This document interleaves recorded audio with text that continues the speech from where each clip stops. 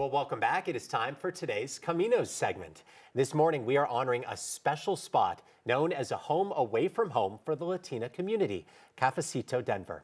Joining me now to tell us more about this is one of the founding madres of Cafecito, Rosemary Rodriguez. Rosemary, thank you so much for being here today. Thank you for having me. Why don't we start by telling us a little bit about Cafecito? Well, we started because we needed a place to gather, be safe, and to talk. And we've been talking since 1991. You are one of the founding madres. Yes. Take me back to 1991 and that initial purpose behind this. So we all worked downtown in kind of silk stocking offices, and we wanted to talk about the Clarence Thomas nomination and hearings. And so we started to get together for coffee. And when those ended, we realized we had a lot more to talk about. Oh, interesting. 30 years later, Right. you still hold these weekly meetings. Are these closed-door meetings, or can you divulge a little bit about what you talk about now? I'd love to talk to you about what we talk about, everything and anything. Yeah. Through line to all our conversations usually is education. But we, for example, this week we're having several of the candidates who are going to stand for election in November.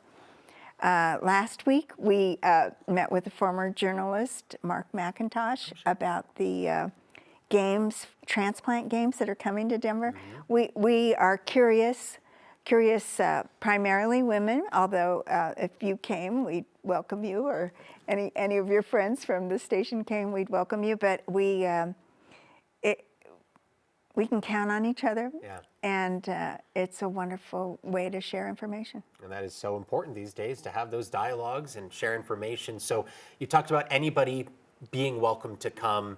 Do you have enough people? Are you looking for more people? Tell me about that. Well, to share information that we're scheduled through August. Oh, fantastic. And then we have a mailing list of, I think yesterday I sent out 1,272 announcements. Wow. So I not only share about the Cafecito upcoming, but jobs, workshops, internships. People are really always looking for internships for kids.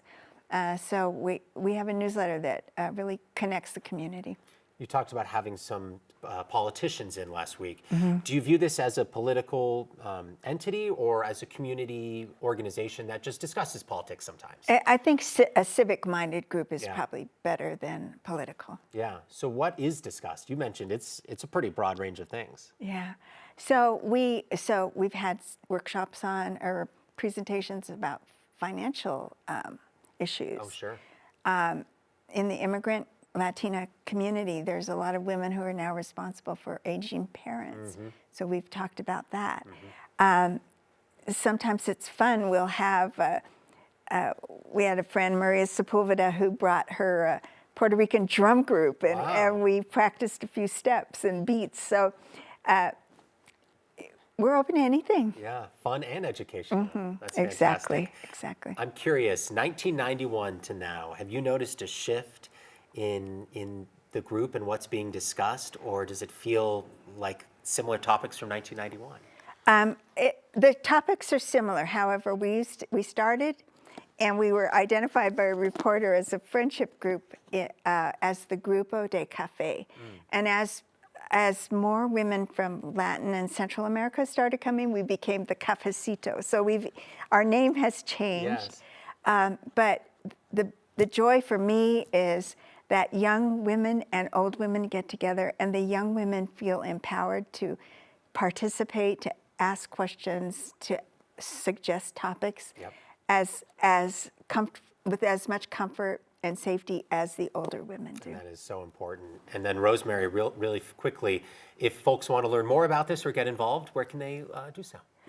Well, they can, my email address, is that okay? Sure.